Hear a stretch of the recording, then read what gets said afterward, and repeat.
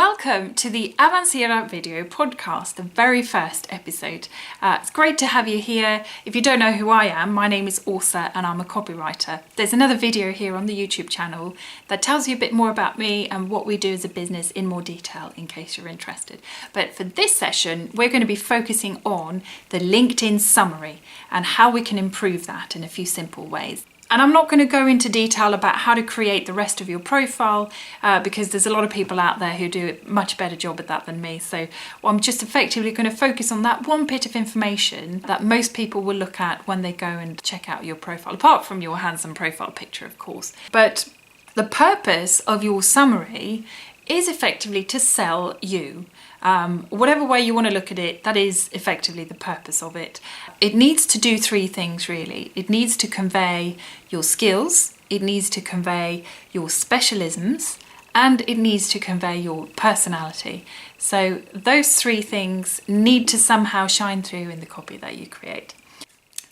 I often get the question whether you should be writing your profile in the third person or in the first person. And if you ask me, I will always give you the same answer. Please don't use the third person when you write about yourself on LinkedIn. Please, just don't do it. And there's a specific reason for that. A lot of people seem to think that using the third person adds a sense of gravitas and importance to their bio.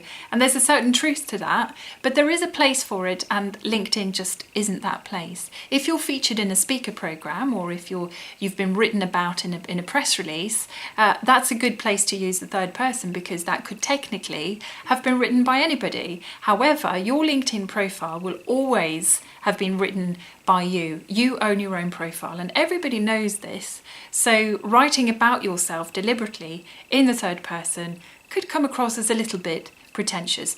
Just putting it out there, it's your choice, but if you ask me, that will be my opinion. So let's take a look then at the structure of the LinkedIn summary. And at the moment, there's a 2,000 character limit to your LinkedIn summary. And that may change in the future, but at the moment it's 2,000. And you might think that that's impossible to summarize all the key things about yourself in such a short space of text. But that makes it doubly important why you should use that space wisely. And I always say that the first two things, your skills and your specialism, need to be spelled out, whereas the third one, your personality, is something that just needs to shine through in every single part of your profile. Obviously your handsome picture, but also all the different elements, including your LinkedIn summary. I sometimes compare it to a dating website. It's a bit like having a dating profile that says you have a great sense of humour, but every part of your profile is just as dull as a dustman's doormat. Nobody's going to believe that you have a great sense of humour because you're not going to come across as genuine. And it's the same with your LinkedIn profile. Just find some way to show what you like rather than just say it. However, whatever your audience is, remember your key purpose is to sell yourself. That is the most important thing. So let's look at some effective ways of doing this. I've got a practical example here and I'm going to show you some quick win improvements that we can make with this copy. So here is a sample summary I've pulled off a lady's LinkedIn profile. And looking at the sentence structure here, it's very erratic, but on a positive note, her spelling is on top form. But as for the content, there's really no logical flow to what she's saying here. It starts out with this massive experience, 20 years, wow, impressive. But then it's talking about what she focuses on and what her key tools are, but interestingly, not really saying whether she's any good at it. Next, it's going into what she's done previously, which is some great stuff, but put in a very bland and short way. And then at the end, this little gem of information, the sales award, hidden away there at the bottom of the summary. And the call to action, which is at the very end, is probably as vague and tired as it possibly could be. Such a standard, I'm here for you, but I'm not really expecting you to call me, blah, blah. So how can this be written differently? Well, first of all, I would look at what's most important. What are the key bits of information that this person should put front and centre of this summary? Well, from the perspective of potential employers, her recognised skills and experience in building profit is important, but if she's speaking more to prospects and clients, then it's probably more relevant to talk about customer satisfaction and attention to daily operations and things like that. So let's say that she wants to achieve both. That means that we need to create a good, healthy blend of these aspects. Secondly, you also really want to make the text easier to read and absorb. So think about it as a narrative rather than a shopping list of achievements. These are a few tricks that you can use.